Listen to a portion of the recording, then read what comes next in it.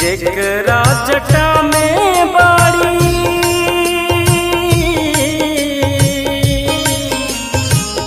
जेकरा जटा में बाड़ी गंगा महारानी जेकरा जटा में बाड़ी गंगा महारानी ओकरा पर चढ़त बाटे एक लोटा पानी ओकरा पर चढ़त बाटे एक लोटा पानी